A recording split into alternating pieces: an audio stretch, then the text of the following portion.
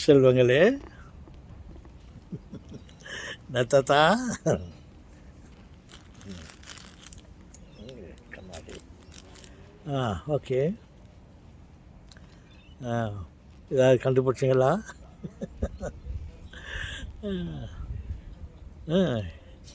ஒரு ஆராய்ச்சி பண்ணேன். என்ன ஆராய்ச்சின்னா,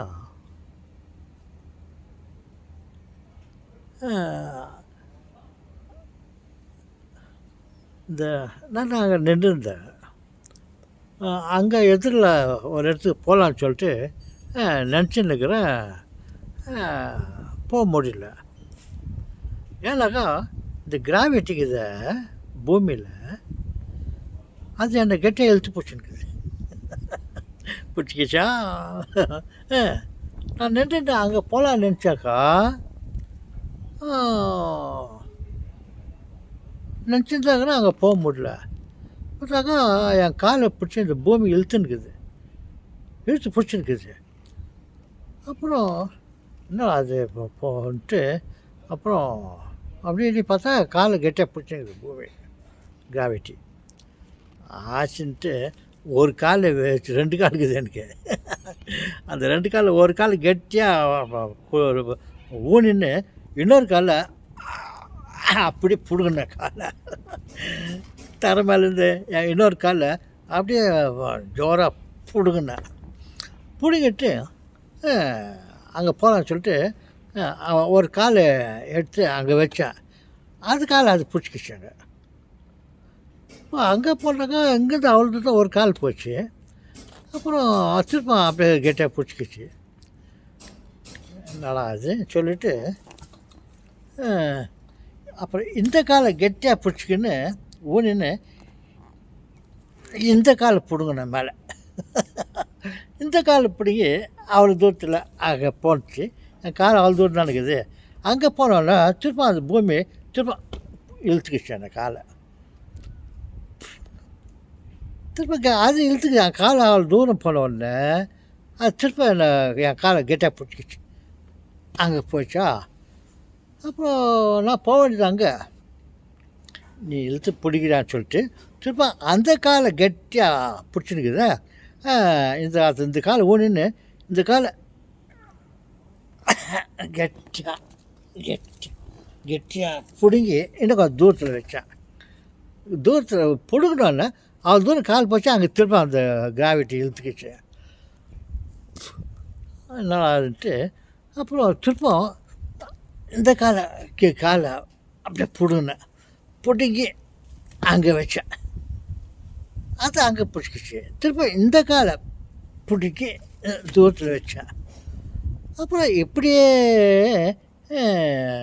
காலை இழுத்து தூக்கி அப்படியே வச்சுக்கின்னு அங்கே போக வேண்டியதாக போச்சு.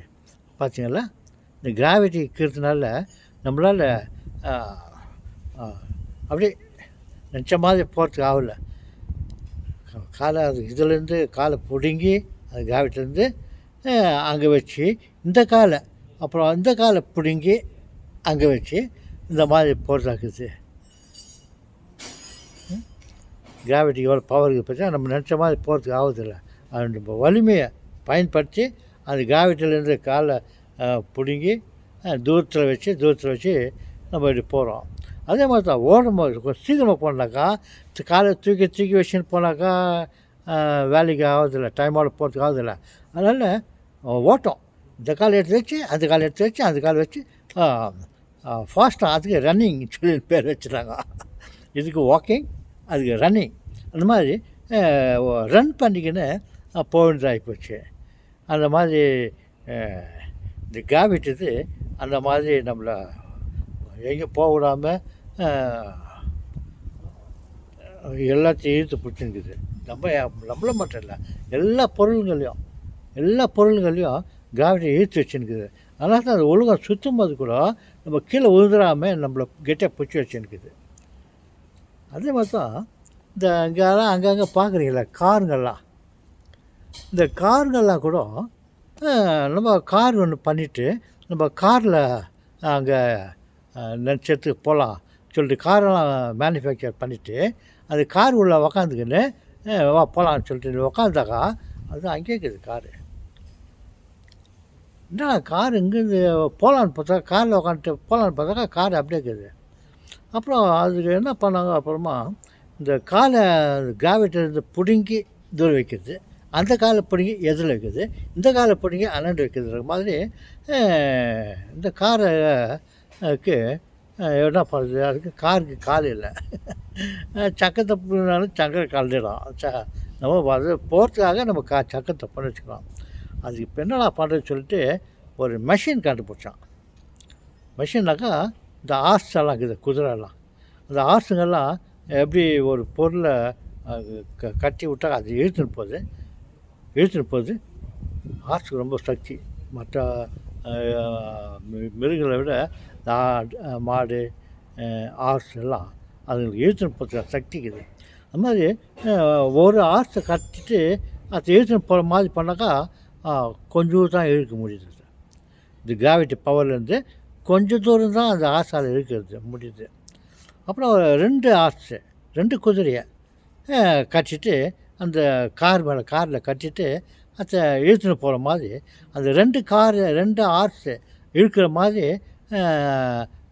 ஒரு ஆர்ஸ் இழுக்கிறதுக்கு ஒரு ஹெச்பி ஹார்ஸ் பவர். என்னது HP horse power. H for horse, P for power, horse power. அப்புறம் அது மட்டும்க்கா அது மெதுவாக கார் போயிடுச்சு. அது குதிரை இழுத்துன்னு போகிற மாதிரி அது மிஷின் பண்ணுறேன்னு அது கொஞ்சம் தான் இழுத்துன்னு போச்சு. இன்னும் இப்படியெல்லாம் போனாக்கா எப்போ போய் அங்கே சேர்றதுன்னு சொல்லிட்டு ஒரு 2 குதிரையை கட்டி இழுக்கிற மாதிரி பண்ணிட்டு, இந்த குதிரையை கட்டின்னு போனாக்கா ஆகுறதில்ல. அதனால் அந்த மெஷின் பண்ணாங்க இல்லையா, ஒரு அதை இழுக்கிற மாதிரி அது 2 ஹார்ஸ் கெப்பாசிட்டிக்கிற மாதிரி ஒரு கொஞ்சம் ஹெவியாக புல்லிங் பவர் இருக்கிற மாதிரி ஒரு மோட்டரை பண்ணிட்டு அதை ஃபிக்ஸ் பண்ணலாம். இந்த காரில் ஃப்ரண்ட்டில் இருக்குது என்ஜின் அது. அப்புறம் 2 குதிரை பண்ணுற அளவுக்கு ஒரு மோட்டர் மிஷினை செட் பண்ணிவிட்டு அப்புறம் இழுத்து பார்த்தா அது கூட கொஞ்சம் தான் சீக்கிரமாக போச்சு. அப்புறம் இங்கேருந்து ரொம்ப தூரமாக போகுது. அதாவது இவ்வளோ ஸ்பீடில் போனோம், பெர் ஹவர் 40 கிலோமீட்டர் ஸ்பீடில் போனோம், 60 கிலோமீட்டர் ஸ்பீடில் போனோம், இல்லை 100 கிலோமீட்டர் ஸ்பீடில் போனோம். இங்கெல்லாம் அப்படித்தான் 110 கிலோமீட்டர் ஸ்பீடில் தான் இங்கெல்லாம் போகிறாங்க ஊரில், கொஞ்சம் லாங் டிஸ்டன்ஸ் எல்லாம். அந்த மாதிரி பண்ணாங்க. அவ்வளோ ஒரு 5-6 குதிரை, ஒரு 10 குதிரை கட்டிட்டு அதை இழுக்கிற மாதிரி இருக்குது. அந்த மாதிரி ஒரு 10 குதிரை இழுக்கிற அளவுக்கு ஒரு மெஷினை பண்ணிவிட்டு அது காரோட எதில் ஃபிக்ஸ் பண்ணிவிட்டு அதுக்கு குதிரை அது அந்த ஒரு மெஷினுக்கு கொஞ்சம் பெட்ரோல் போட்டு அது ரன் ஆகிற மாதிரி பண்ணிவிட்டு அந்த ஒரு 10 குதிரை இழுக்கிற மாதிரி ஒரு கெப்பாசிட்டியை போட்டுட்டு அதை ஸ்டார்ட் பண்ணால் இந்த கார் போகுது இல்லையா. என்ன ஏன் போக மாட்டேங்குதுனாக்கா, எதிரில் இந்த ஆட்டோம்ஸ் நான் சொன்னேன்ல, ஆட்டோம்ஸ் அதெல்லாம் நிரம்பி இருக்குது எதிரில். அது நம்ம போகிறதுக்கு அதெல்லாம் அட்டம் பண்ணிருக்குது. அதுங்களெல்லாம் அப்படி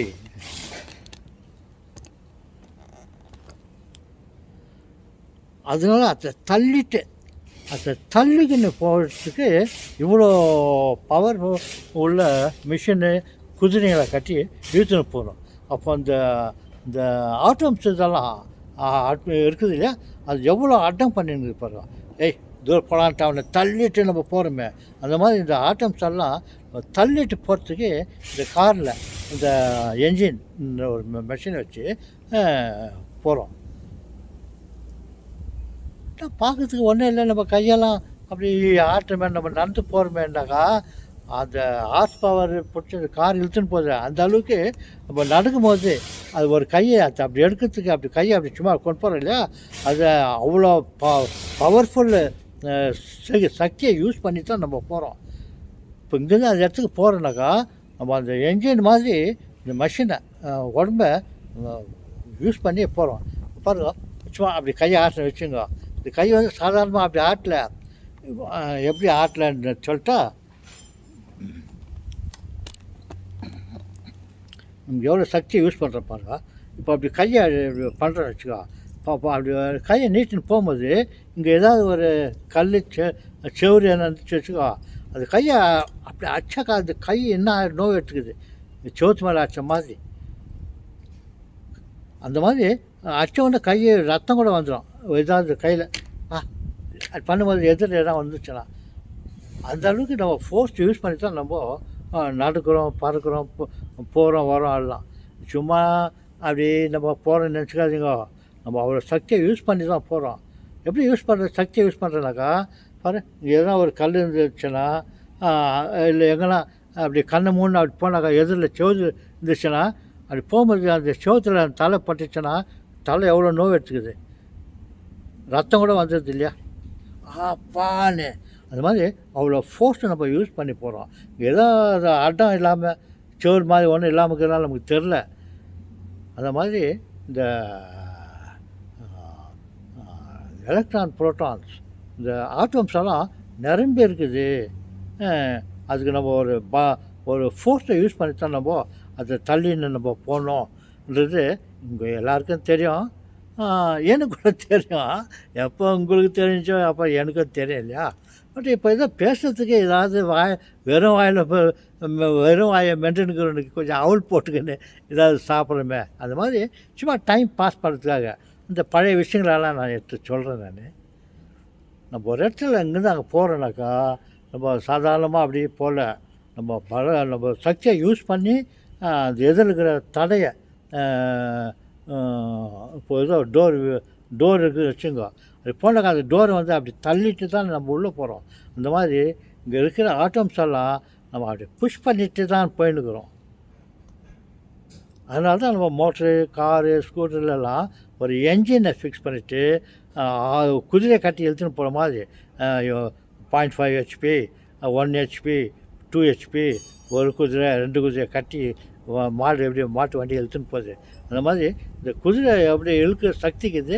அந்த மாதிரி ஒரு என்ஜினை நம்ம காரில் ஃபிக்ஸ் பண்ணிவிட்டு நம்ம உட்காந்து காரில் விட்டுன்னு போகிறோம். உங்களுக்கு தெரியும் நினைக்கிறேன். தாத்தா சொல்கிறது இந்த சாரம்சம் என்ன சொல்ல வரேன்.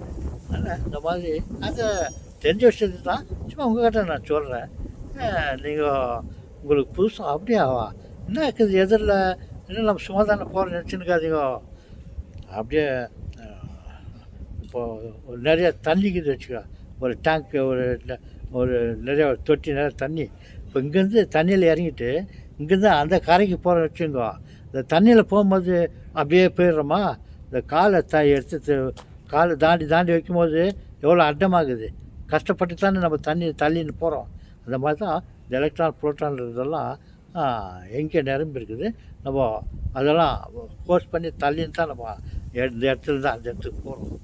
ஓகே, வணக்கம்.